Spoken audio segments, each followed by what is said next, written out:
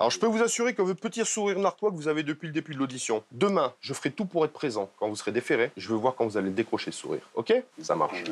Alors, cette garde à vue, comment elle se passe, mademoiselle? Il se fait long et que ça me saoule. Ça vous saoule? Ouais. Eh bien, écoutez, ça risque de vous saouler encore un petit peu, puisque moi, à compter de maintenant, je prolonge votre garde à vue pour 24 heures supplémentaires. 2h48. On verra demain quelle décision je prendrai vous concernant pour les suites. Parce que je vous l'ai dit, on est vraiment au début de ce qui vous attend. Le ton est direct pour faire réagir l'adolescent. J'ai le nom des personnes. De quoi? J'ai l'histoire. Je sais ce qui s'est passé. J'ai le nom des personnes. OK? Donc maintenant, on va recommencer. Tu vas me dire maintenant la vérité. Vous avez la vérité. Le jeune qui est venu à la maison, tu le connais. Comment il s'appelle? Non, c'est pas qui est venu chez toi. Quand t'es rentré que t'as piqué le portefeuille à ta mère, c'est qui est avec toi? Je ne connais pas, lui. C'est sûr que je le connais pas. Je connais pas son prénom. Je connais pas où il habite.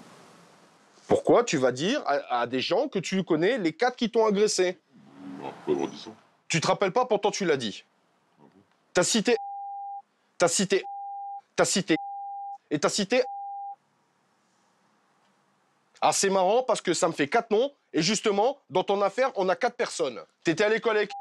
Il fait partie de tes agresseurs. Mais non, y a pas... Ils t'ont mis la pression, ils ont dit maintenant tu parles pas. Ils ont fait passer un message à ta mère en disant qu'il fallait pas déposer plainte, que le problème était réglé. Les agresseurs habitent des quartiers voisins. Ils connaissent en fait très bien la victime. Ils ont même envoyé un SMS de menace à la mère. Ils nous narquent. En plus, comme lundi soir, quand j'ai sorti chien, ils se sont foutus de ma gueule. C'est bon.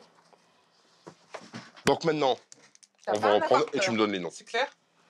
Tu en as pas peur? Fais laisser ça. Il y a des policiers qui sont là pour régler le problème. C'est clair? Oui.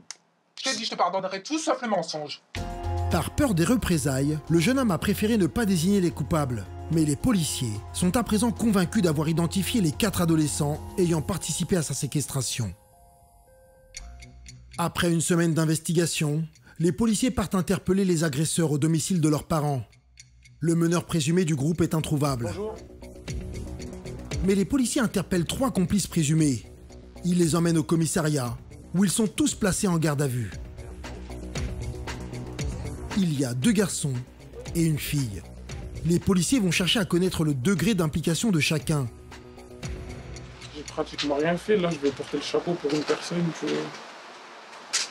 Je m'en fous de lui, moi, c'est pas mon frère, c'est pas mon collègue, c'est rien du tout. Pendant ce temps, un avis de recherche a été diffusé pour arrêter le principal agresseur présumé. En fin de journée, surprise, il se présente de lui-même au commissariat, convaincu par sa mère de se rendre. C'est cet adolescent en survêtement bleu foncé. C'est donc lui qui aurait racketté puis torturé Julien. Un vrai soulagement pour les enquêteurs qui peuvent démarrer les interrogatoires. Est-ce qu'il y a quelqu'un d'autre qui frappe? Pas sous tes yeux. Toi, tu vois uniquement. Il porte que des gifles. Pas de coups de... Il lui a donné les coups de matraque. C'est une matraque comment? Ok. Tu l'as vu ça, les coups de matraque? La personne qui achète tous les objets, c'est toi. Qu'est-ce qui nous dit? C'est tout ce que t'as fait. Et t'as jamais été présent. T'as pas été présent. Il y a marqué con sur ma tête. Je pense que j'ai passé un petit peu l'âge quand même. Hein? Me dis pas que t'as pas été présent. Mais celui qui intéresse surtout les policiers, c'est ce garçon. Ses complices l'ont tous désigné comme l'auteur des sévices. La victime s'est vue délivrer 5 jours d'ITT. Alors 5 jours d'ITT, ça paraît un petit chiffre.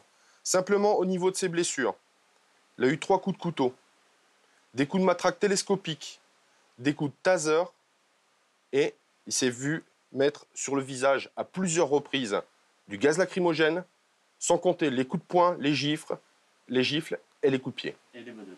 Et pour subir tout ça, il a été menotté. Et les personnes qui ont commis ces actes avec vous, qu'on a interpellés, ils sont en garde à vue. C'est pareil, ils vous ont tous identifié, ils ont tous le même discours. Tout le monde a le même discours que la lettre que la victime a faite, mais c'est tous des menteurs. T'aimerais. Oui, c'est tous des menteurs. Tu veux jouer au con? Tu joues au con, il n'y a pas de problème. C'est ta manière de te défendre, il n'y a pas de souci.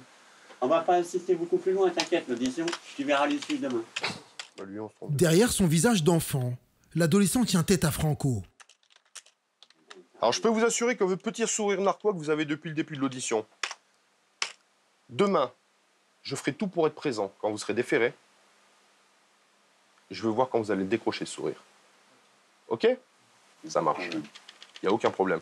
J'assure habituellement, c'est pas nous qui faisons le transport. Quel âge? Demain, on assure le transport. Hein?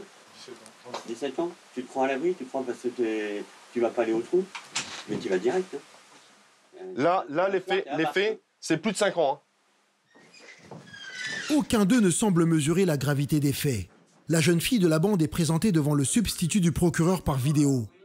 Tout au long de l'entretien, elle dissimule à peine son sourire.